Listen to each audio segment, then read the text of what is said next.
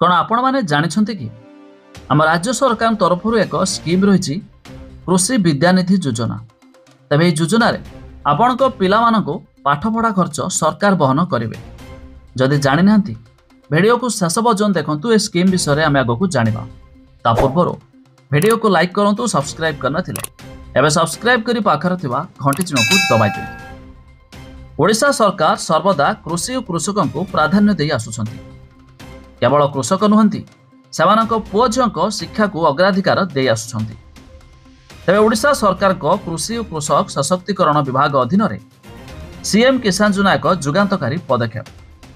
तेबे योजना अधीन रे राज्यर चाषी मानक सशक्त करिया पई आर्थिक सहायता जुगाई दियाउछि एवं सेमानक पुओ झिओं उच्च शिक्षा पाई मध्य सरकार अत्यंत कल्याणकारी योजना कृषि विद्यानिधि योजना प्रणयन करिसेंति।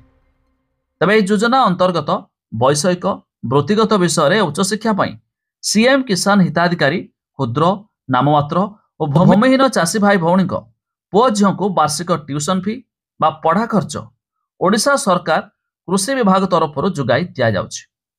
केवल पढ़ा खर्च नुहे, हॉस्टेल खर्च मध्य एथिरे अंतर्भुक्त।